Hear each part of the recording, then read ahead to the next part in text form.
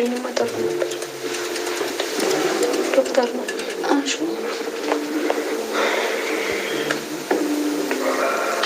ሄሎ፣ ደህና ነኝ ዶክተር። ምን ነው ፈለከኝ? ስራ ነኝ አላልከኝም ነበር እንዴ? ያለ አንቺ መቼም ያለብሽ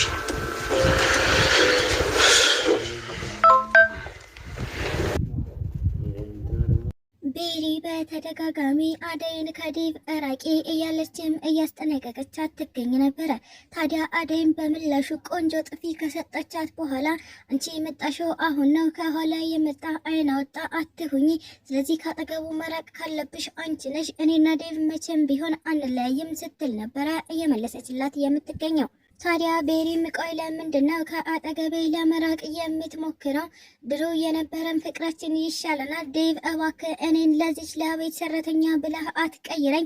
ቤተሰቦቻችን እየጠበቁን እንደሆነ ታውቃለህ። ስለዚህ እሺ በለኝና እባክህ ወደ አገራችን እንመለስ ስትል ነበረ ዴቭን እየጠየቀችው የምትገኘው። ታዲያ ዴቭም እኔ የድሮ ዴቭ አይደለሁም፣ አሁን በጣም በብዙ መልኩ ተቀይሬያለሁኝ። ስለዚህ እኔና አደይን ማንም እንዲለየን አልፈልግም፣ እባክህ ተይኝና ወደ መጣሽበት ተመለሺ እያለ ነበረ እየነገራት የሚገኘው።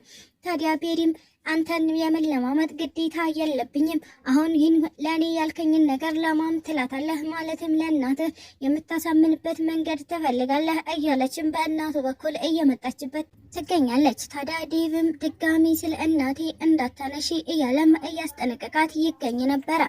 ኪንጎ ማን እንደደበደበው ሳይታወቅ መንገድ ላይ የተላጠ ሙዝ መስሎ ወድቆ አግኝተውታል።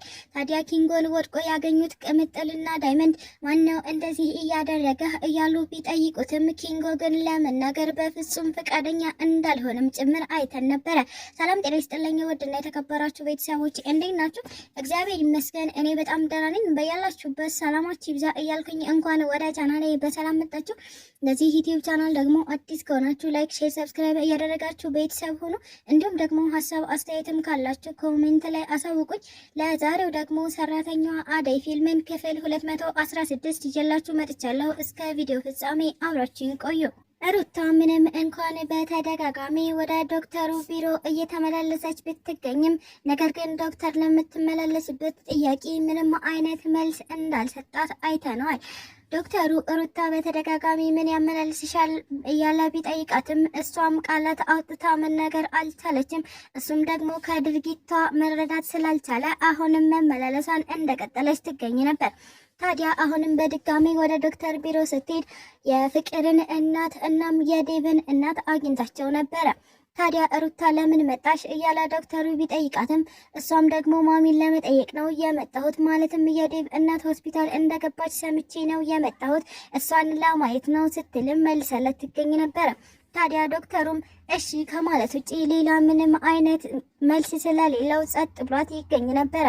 ሩታም ነገር ግን ለሱ አልነበረም የመጣሁት ዶክተር አንተን ፈልጌ ነበር ስትልም ቀና ብላ ለማናገር እየሞከረች ትገኛለች። ታዲያ ዶክተሩም እሺ ሩታ ለምን ነበር የፈለግሽኝ እያለ ቢጠይቃትም አንተ የኔ ህመም የኔ በሽታ አይገባህም እንዴ? ለነገሩ እኔን ለመረዳት ፈቃደኛ ስላልሆንክ ነው የማይገባ ስትልም ተመልሳ ጥላው ወጥታ ትገኝ ነበረ። ታዲያ ሩታ ከዶክተር ቢሮ ወጥታ እየሄደች በነበረበት ሰዓት ዳይመንድን አገኘችው። እናም ዳይመንድ የት ሄደሽ ነው ሲልም ጠይቃት አይ ዶክተሩ ጋር ሄጂ ነበረ ስትል ከመለሰችለት በኋላ ለምን ሄደሽ አይነት ጥያቄ ሲጠይቃት አረ እኔ እሱን ፈልጌ አይደለም የዴቭ እናት ሆስፒታል ገብታለች እሷን ለማየት ነው የሄድኩትኝ ስትል ነበረ ለዳይመንድ እያስረዳችው የምትገኘው። ታዲያ ዳይመንድን አስከትላም እሷም ጠይቀው ትገኛለች። ወዴት እየሄድክ ነው ነበረ የሩታ ጥያቄ። ዳይመንድም እኔም ወደ ዶክተሩ ጋር እየሄድኩኝ ነው ሲል መለስለት። ሩታም ዳይመንድን ቀና ብላ ካየችው በኋላ እሺ ዳይመንድ አብረን እንሂድ፣ ነገር ግን እኔ ፈልጌ እንዳልመጣሁኝ ለዶክተር ትነግርልኛለህ፣ ማለትም ዳይመንድ እንሂድ ብሎኝ ነው እላለኝ፣ ከዛ አንተም አዎ እኔ እንሂድ ብያት ነው ትልልኛለህ ስትል ነበረ እያሳመነች የምትገኘው። ዳይመንድም ሩታዬ ቀድመሽ ብትነግርኝ እኮ ጥሩ ነበረ፣ ማለትም ለመረዳት ይመቼ ዘንድ፣ ካልሆነ ግን ችግር የለውም እሺ እነግርልሻለሁ ካላት በኋላ ተያይዘው ወደ ዶክተሩ ቢሮ ሄዱ። ታዲያ ሩታ በድጋሚ ተመልሰሽ መጣሽ ይል ነበረ ዶክተር። አዎ ዳይመንድ እንሂድ ብሎኝ ነው የመጣሁት ስትልም ሩታ ለዶክተሩ አስረድተዋለች።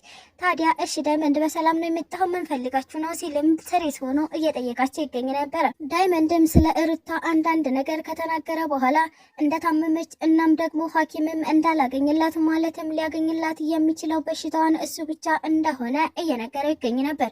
ዶክተሩም እባክህ ዳይመንድ አሁን ለቀልድ የሚሆን ጊዜ የለኝም፣ ብዙ ታካሚዎች እየጠብቁኛል፣ ስለዚህ ካቻላችሁ ቢሮ ለቃችሁ ውጡልኝ ነበረ ያለው።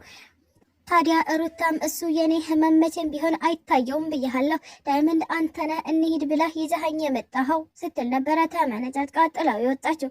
ታዲያ ዳይመንድም እሺ ዶክተር በማለት እዛው ቁጭ ብሎ እየጠበቀው ይገኝ ነበረ። ቤሪ በድንገት የዴቨን እናቱን ለመጠየቅ ብላ ወደ ሆስፒታላቸው ጎራ አለች። እዛም በመጣች ሰዓት አግኝታው የነበረው ዳይመንድን ነበር። ታዲያ እሺ እናት እንኳን ደህና መጣሽ ካላት በኋላ ምን ፈልገሽ ነው ሲልም ጠይቃት ይገኝ ነበረ። የዴቭን ማም ፈልጌ ነው የመጣሁት ስትልም መልሳለታለች። ታዲያ ዳይመንድም ስለ ዴቭ ማም ምንም እንደማያውቅ እናም ደግሞ እሷ እዛ ሆስፒታል እንደሌለች ነግሮ ቆሌዋን ገፎ አባራት ይገኝ ነበረ። ቤሪም በዚህ ነገር ተናዳ ዴቭዬ ስልክ ብታነሳልኝ እኮ እዚህ አልመጣም ነበረ፣ እንደዚህም አለፋም ነበር፣ ቆይ ለምንድነው ስልክ የማታነሳልኝ እያለች ከራሷ ጋር እየተንኮታኮተች ጥላቸው ወጥታለች። በሌላ በኩል ደግሞ ዴቭና አደይ ናቸው። ዴቭና አደይ እንግዲህ ለቀናታት ሳይገናኙ ቀርተው ነበረ። ታዲያ አሁን በመጨረሻ ዴቭ አደይን ማናገር አለብኝ ብሎ በማሰብ ወደ ለሊ ቤት ጎራ ብሎ ይገኝ ነበረ። ለሊ ቤትም ከሄደ በኋላ አደይን ተቀምጣ አገኛት። ታዲያ አደይ ማውራት አለብን ላናግርሽ ነው የመጣሁት ሲልም እየጠየቃት ይገኛል። አደይም ልቧ እንደተሰበረ እናም ደግሞ አሁን ላይ ማንን መምረጥ እንዳለበት እንዲያሳውቃት እየጠየቀችው ትገኛለች። ታዲያ ዴቭም ካንቺና ከእናቴ መምረጥ እጅግ በጣም ከባድ ነው፣ ስለዚህ እባክሽ ምርጫ ውስጥ አታስገብኝ አደይ፣ እባክሽ እኔና አንቺ ተያይዘን እንጥፋ አይነት ጥያቄ ጠይቋት ይገኝ ነበረ። አደይም በፍጹም እስከዛሬ ስለፋለትና ስደክምለት የነበረውን ቤተሰቤን፣ ጓደኞቼን እንዲሁም ደግሞ በዙሪያዬ ያሉትን ሰዎች ጥዬ ወዴትም አልጠፋም። ዴቭ ውሳኔህን አስተካክልና የመጨረሻ ውሳኔህን ንገረኝ፣ አንዴ ልቤ ተሰብሯል፣ በድጋሜ እንዳልሰበርብህ ስትል ነበረ እየነገረች የምትገኘው።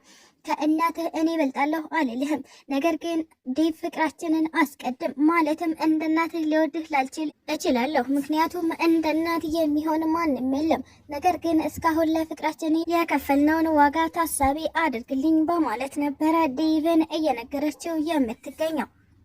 ስለተከታተላችሁኝ እጅግ አድርጌ አመሰግናለሁ። ለቻናሌ ደግሞ አዲስ ከሆናችሁ ላይክ፣ ሼር፣ ሰብስክራይብ እያደረጋችሁ ቤተሰብ ሆኖ እንዲሁም ደግሞ ሀሳብ አስተያየትም ካላችሁ ኮሜንት ላይ አሳውቁኝ። ኢትዮጵያ ለዘላለም ትኑር እያልኩ ሰናበታችኋለሁ።